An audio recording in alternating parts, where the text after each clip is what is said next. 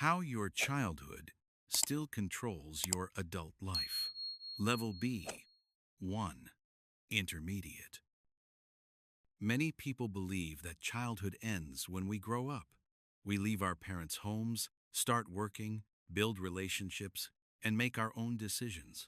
On the surface, it feels like the past is behind us.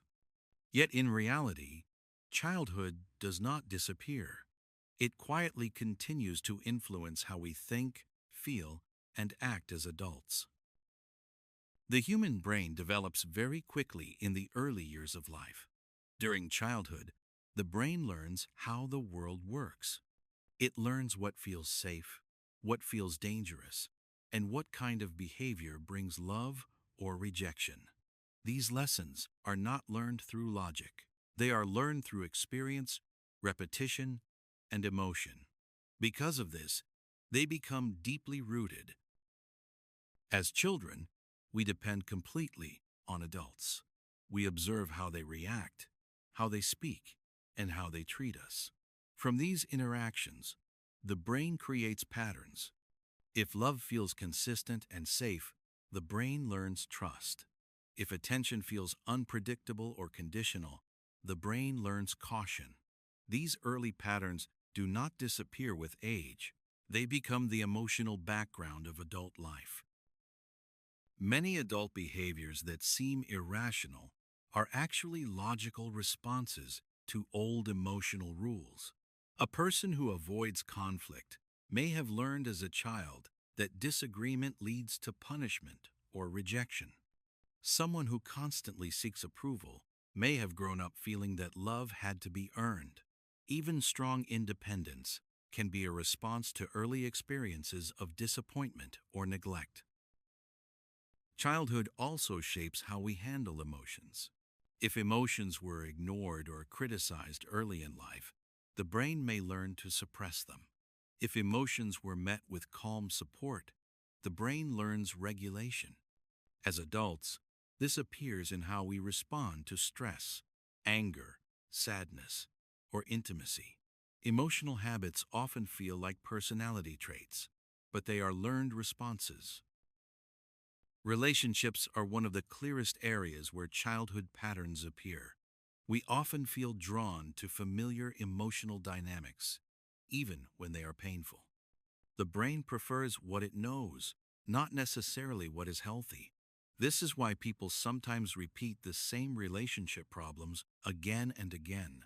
The past feels recognizable, even when it hurts. Self-image is another area shaped early. The way adults spoke to us as children often becomes the way we speak to ourselves later. Encouragement can turn into confidence.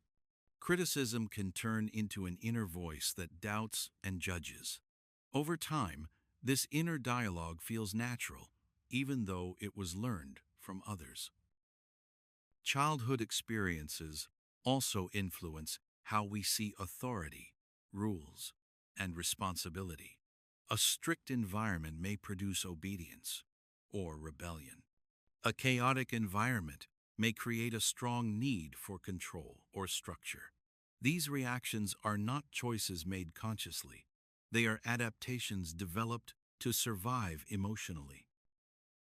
Understanding that childhood still affects adult life does not mean blaming parents or staying stuck in the past. Most caregivers act with the tools they have.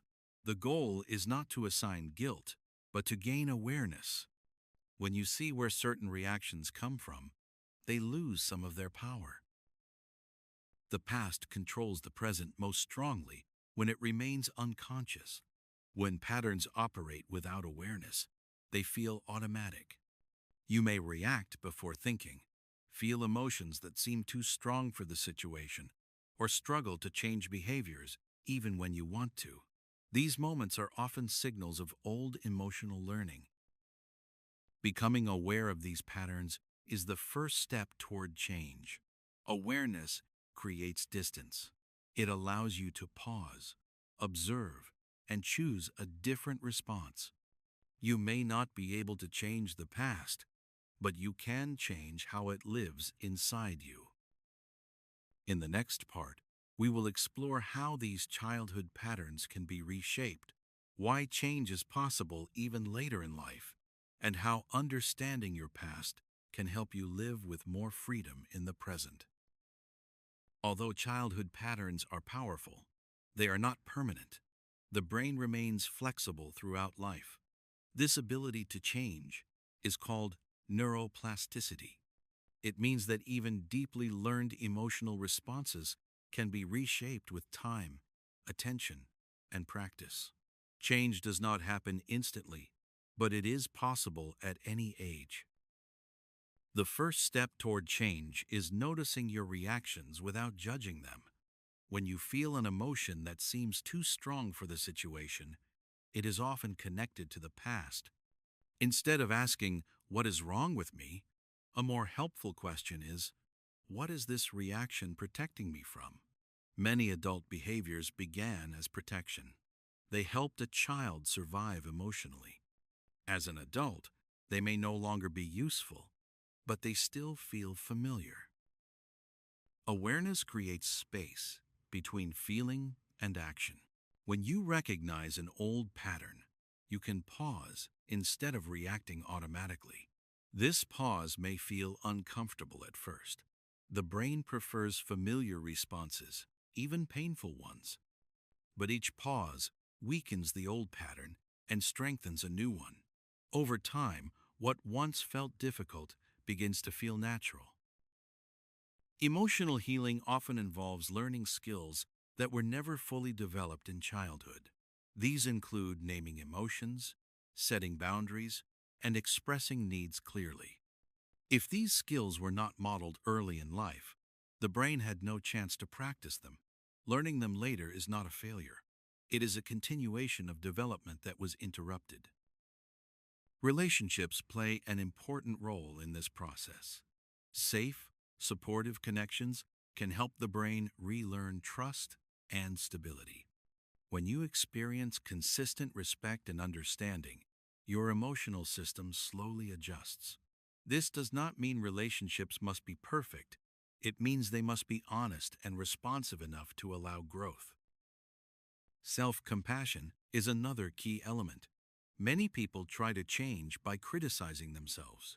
This often repeats the same patterns learned in childhood. Real change happens faster when the brain feels safe, not threatened.